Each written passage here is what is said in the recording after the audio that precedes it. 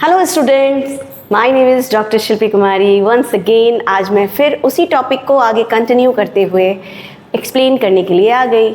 चलो, general characteristic feature of living organism चल रहा था हमारा टॉपिक द लिविंग वर्ल्ड का, क्लास 11th का। इसमें हमने सेलुलर स्ट्रक्चर को पढ़ लिया था, मेटाबॉलिज्म देख लिया था।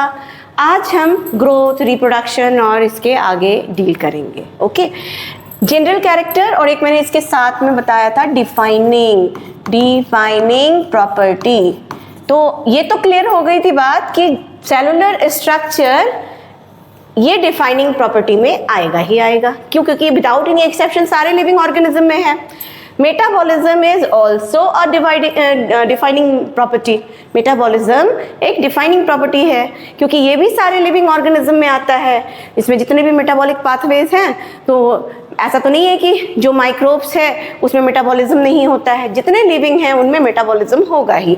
तो विदाउट एनी एक्सेप्शन ये डिफाइनिंग फीचर में ही आएगा मेटाबॉलिज्म भी।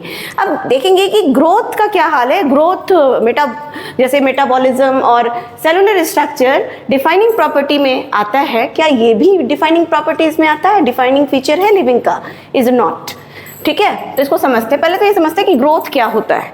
Growth increment in the mass of the body, उसको हम ग्रोथ बोलते हैं। प्लांट है, एनिमल है, प्लांट में growth through out the life होता है और एक पर्टिकुलर जोन में वहाँ पे मेरिस्टेमेटिक टिश्यू होता है जो कि रैपिडली डिवाइड करता है और एक्चुअली यहाँ पे सेल जो डिवाइड करता है उसके डिवीजन से ग्रोथ होता है।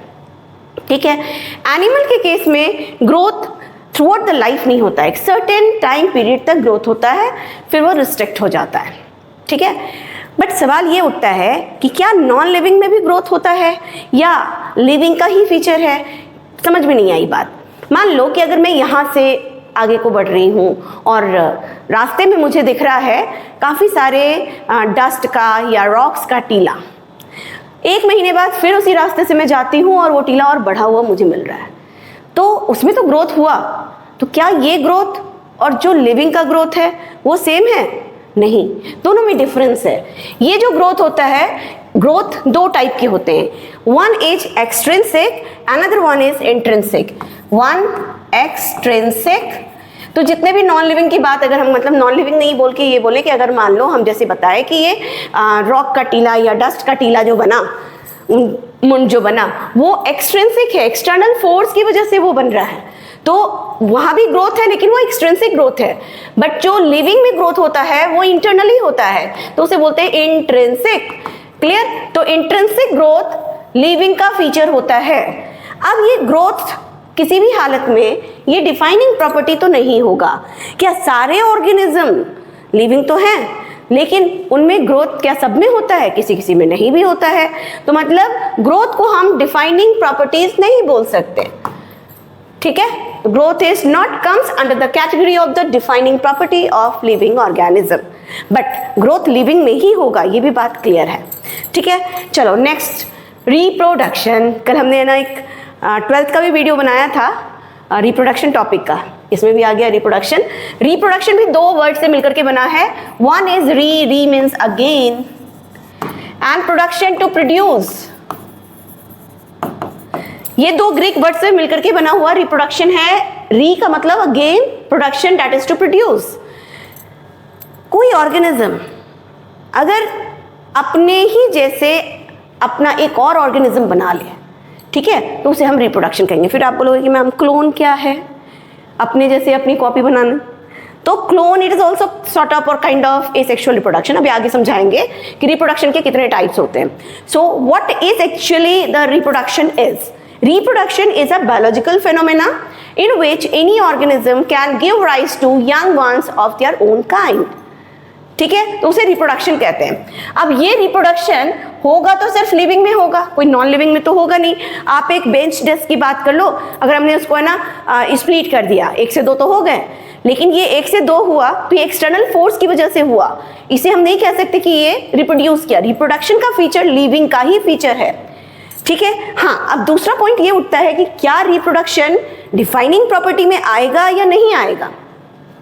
तो रिप्रोडक्शन देखो, जितने भी लिविंग स्पीसीज हैं, लिविंग इंडिविजुअल्स हैं, वो रिप्रोड्यूस करते हों ऐसा ज़रूरी नहीं है। बहुत ऐसे कपल हैं जिनकी शादी के 5 साल हो गए बट उन्हें बेबी नहीं है, बट वो हैं तो लिविंग लेकिन वो अनेबल है रिप्रोड्यूस करने के लिए, ठीक है।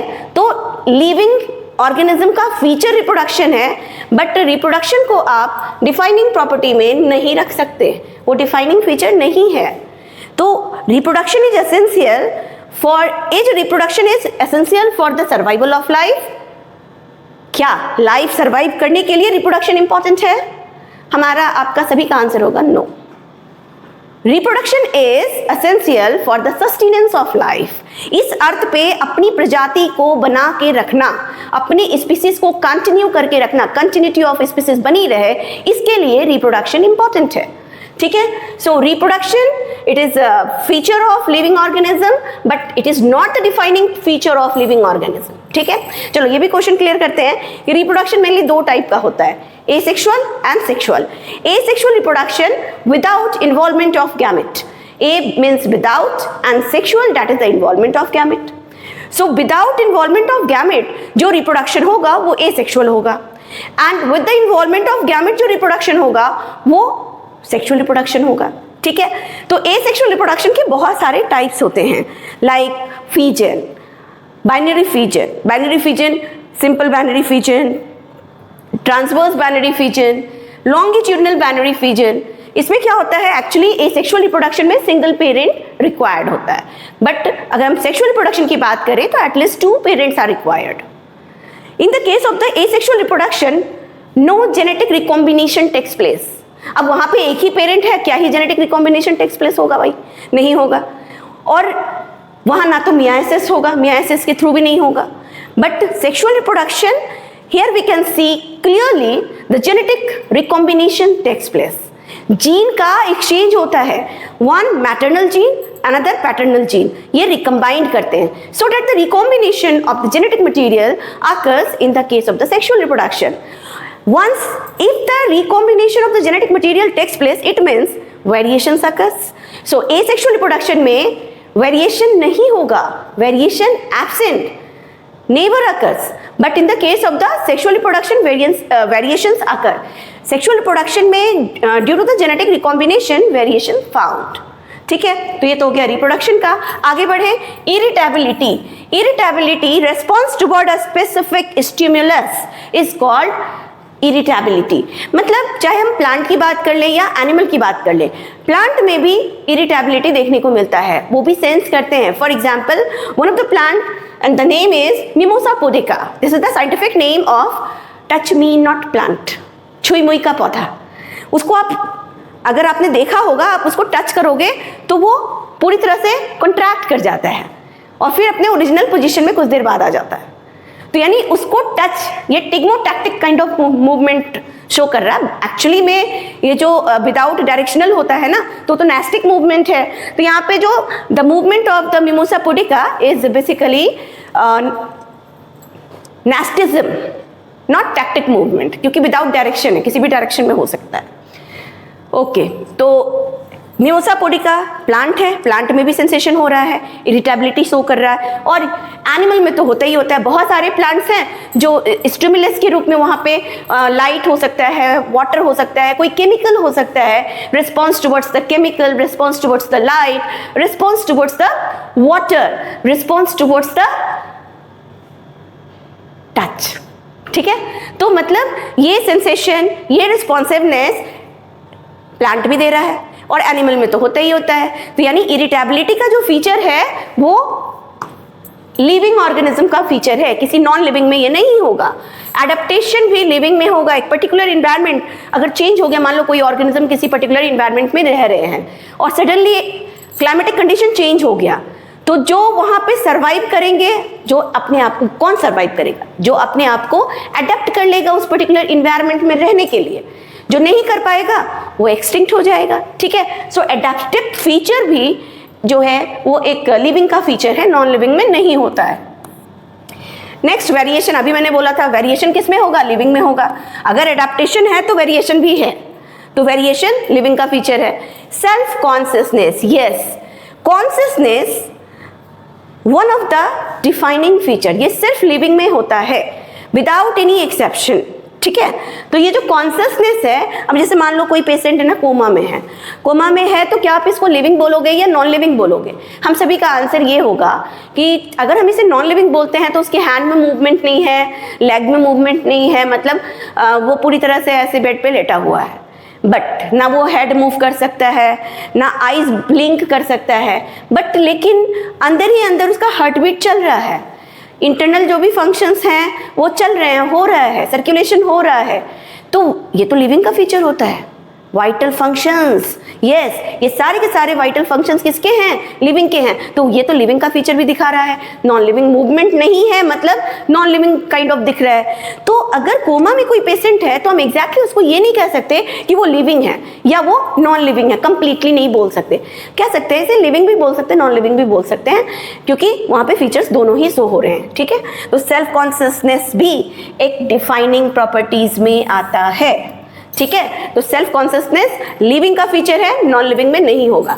हीलिंग एंड रिपेयरिंग, देखो जाहिर सी बात है जो भी डिवीजन होता है माइटोसिस और myiasis division, mitosis basically somatic cells में होने वाला डिवीजन है।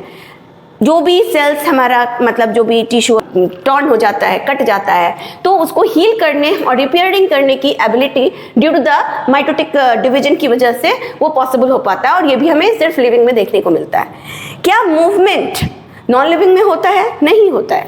मूवमेंट लिविंग का फीचर है, लेकिन क्या प्लांट में मूवमेंट होता है या नहीं होता है? प्लांट में भी मूवमेंट होता है, बट देखो ये जो मूवमेंट है ना, किसी किसी में विजिबल होता है, किसी किसी में इनविजिबल होता है। तो प्लांट्स के केस में इनविजिबल मूवमेंट्स भी है ना, और विजिबल मूवमेंट्स में हम बोलेंगे कि लीफ का हिलना, ठीक है। तो मूवमेंट लिविंग का फीचर है। हम लोगों में अगर हम बात करें लिविंग ऑर्गेनिज्म, एनिमल्स के केस में, तो वहाँ पे लोकोमोशन है। डिफरेंट ऑर्गेनिज्म में डिफरेंट लोकोमोटरी ऑर्गेनल्स प्रेजेंट होते हैं। अगर हम अमीबा की बात करें तो अमीबा में स्यूडोपोडिया होता है। अगर हम पैरामीशियम की बात करें वहाँ सीलिया प्रेजेंट होता है, जो माइन्यूट हेयर लाइक स्ट्रक्चर होता है, numerous in number, smaller in size, है ना। और अगर हम बात करें यूग्लेना की, तो यूग्लेना में फ्लेजिला होता है as a locomotory organ. Locomotory organ जो लोकोमोशन और मूवमेंट में हेल्प करता है, ठीक है। तो ये फ्लेजिला साइज में लॉन्गर होते हैं, but fewer in number, okay. तो मूवमेंट भी लिविंग का फीचर है, नॉन लिविंग में नहीं होता है। एजिंग किसका होगा? लिविंग का होगा, नॉन लिविंग का नहीं होगा। डेथ किस में होगा? लिविंग में होगा, नॉन लिविंग में नहीं होगा। तो ओवरऑल अभी हमने क्या समझा? हमने समझा ये जो लिविंग वर्ल्ड है उसमें जितने भी लिविंग ऑर्गेनिजम्स हैं उनके कुछ फीचर्स हैं, और ये फीचर्स, कुछ फीचर्स जनरल हैं तो कुछ डिफाइनिंग प्रॉपर्टीज वाले हैं। डिफाइनिंग प्रॉपर्टीज वाले वो फीचर्स हैं जो विदाउट एनी एक्सेप्शन सारे के सारे लिविंग ऑर्गेनिज्म में देखने को मिलता है। तो वो फीचर्स में जो मैंने यहाँ पे सेलुलर स्ट्रक्चर, मेटाबॉलिज्म, है ना, एंड सेल्फ कॉन्शियसनेस, ये सारा का सारा फीचर्स जो है वो डिफाइनिंग प्रॉपर्टीज में आता है, ठीक है। बाकी जनरल फीचर्स में बहुत सारे मैंने यहाँ पे लिखे हैं, डील किए हैं, तो आप इसको अच्छे से पढ़ना, समझना, रिवाइज करना, और फिर कल के टॉपिक में हम स्टार्ट करेंगे बायोलॉजिकल डाइवर्सिटी, ठीक है। और उसमें हम समझेंगे what is classification, what is identification, nomenclature, all that. Till then bye.